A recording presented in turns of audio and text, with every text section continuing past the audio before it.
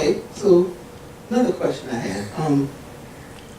The younger, how can I say this? How can I say this nicely without Try. the younger musicians, if there were 3 things that you had to tell them about, now, mind you, not saying that they can't play, because they're like pulling tricks out of a hat, like they're pulling rabbits out of a hat, and some of it sounds good. What would you tell them to do? 3 things. Well, one thing, they definitely need to go to some type of training school to refine their gift.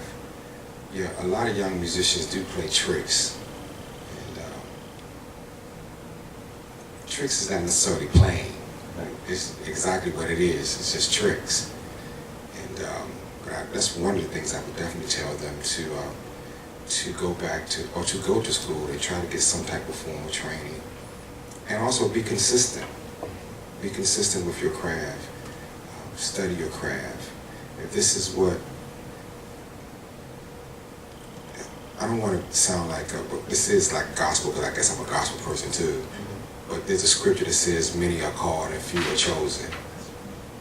If you know that you are called to this, you really have to put the time and effort and the energy into this. No matter how hard it gets, because there are times you're going to feel like quitting. But if you're really called to this, you got to really put the energy to it. You got to put your whole heart to it. It's funny because I'm not telling y'all, I've been married for 36 years, 37 years. And you're in a conversation with your wife. So I was like, I had my music before I had you. Do not say that to your spouse. But that was my love, that was my passion. And if this is your passion, try to really know your passion. So I guess go back to school, study your passion, and lastly, be around some seasoned folks. And just because you may play better than them, the teacher always knows a little more than the student. So I think you should at least be around. Yeah. I always tell these upcoming, when I was teaching public school, I would tell the younger teachers, I said, you have to always stay 3 steps ahead of your student. Absolutely. Because they're coming at you. Absolutely. They're watching everything you Absolutely. do. And they're I mean, when I say literally coming at you, it's like, where did you learn that? By watching you. Okay, so I gotta pick 3 more steps to get ahead of you. Yeah. But one thing I always tell a younger musician, I said, first thing you need to do is you need to learn how to read. Yeah. It's most important, because no matter what you play, I'm doing this Motown show this weekend, and I wrote out all these charts, and the musician was like, what's that? I said, he said, well, I'll just stand over your shoulder and I'll watch you play. I said, don't do that, because you look, I will throw something in there. What's that? What's that? I said, but if you listen, if you had the eyes that you could put on a piece of paper, you can see exactly what I'm doing. There was a person, I was on YouTube, and this person, who shall remain nameless, most of us in here in the gospel world know who this person is. The person was playing, and the lady said, what type of chord is that? And he said it was a B-flat minor over F sharp. I said, well, the first mistake is you're crossing accidentals. I'm like, you a B-flat minor over F sharp? I said, sir, it's an F sharp major 7. He was like, well, my cousin is the greatest organ player in the world. Okay, well, that's what you say. But he's still crossing accidentals. I don't care how you look at it. Now, if you had said, it was a diminished chord. Okay, there you go. You can cross-reference, but you're not cross-referencing, sir. Another guy called me. He said he played some chord. And he said, that's a 2. I said, sir, it's not a 2. He said, why is it not a 2? I said, because a 2 is a minor sound. I said, it's a secondary dominant. What's that? Young musicians, go to school, get your theory. I got my theory right here, thanks to all them people out there. Yeah, theory is a necessity. It's very much a necessity. For reading charts. Because that's how most music now, especially jazz, and you kind of read charts. You don't pretty much read like classical music. It's pretty much just based on charts. And even in the gospel world, they have the actual parts written out over top. It's like chord changes, and it's like guitar tabs underneath. So, and be flexible, especially in gospel, because sometimes we do stuff, off the top, just kind of. Especially, I remember having a bass guitar player, and and a lot of times we may say go to 6, go to 5, or go to 7, or go to 3, and you're not there. Right.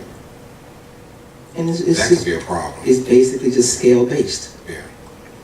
So, just looking at this, you have worked at many churches. Too many. Okay. How has you were minister of music at most of them? Most of them. Okay. Most of them. How has the churches helped you to grow as a church musician?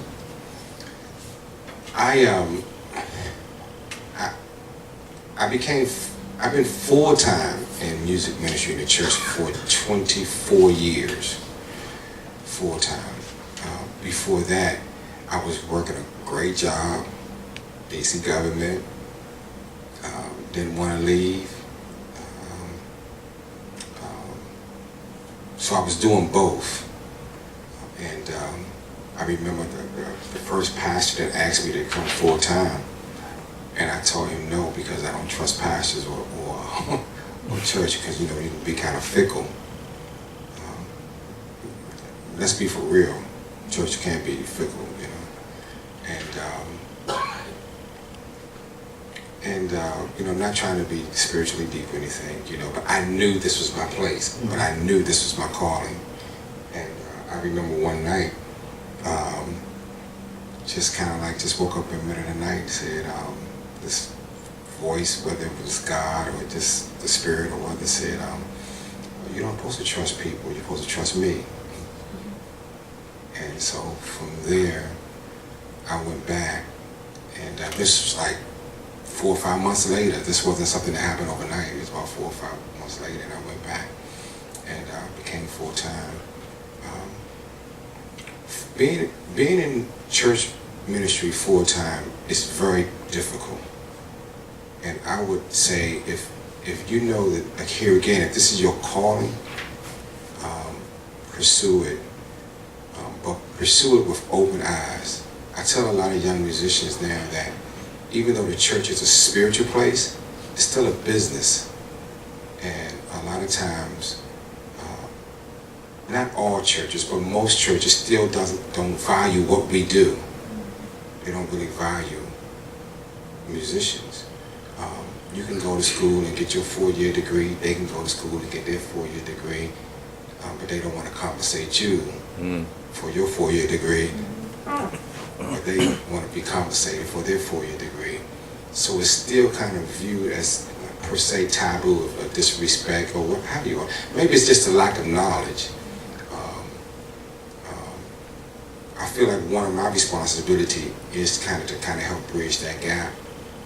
But it's still very, very difficult because most churches still don't value musicians. I would caution, and I'm not answering your question yet, but I would, really caution.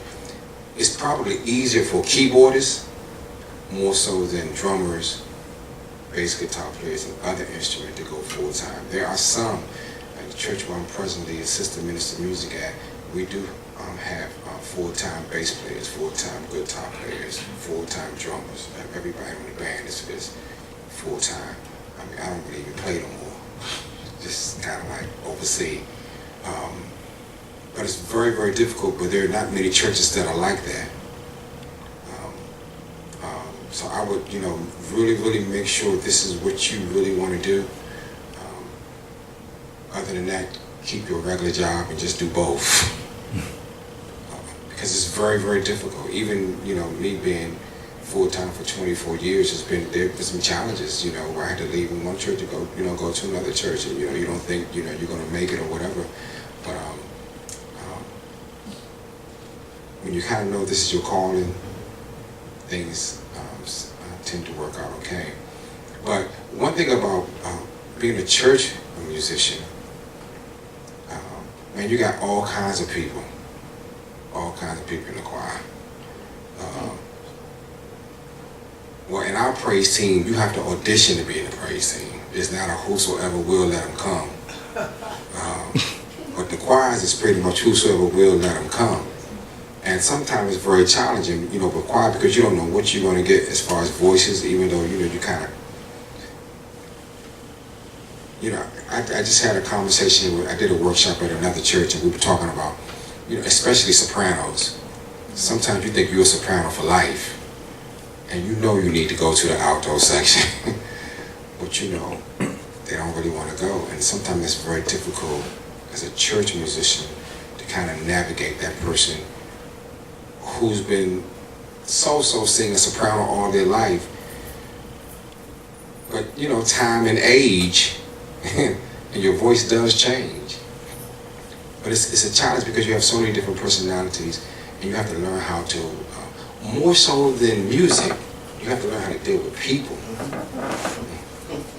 That's probably the most difficult part, because the music, I tell young ministers of music, that's inspiring to be a minister of music, it's probably 20% musical and 80% learning how to deal with people.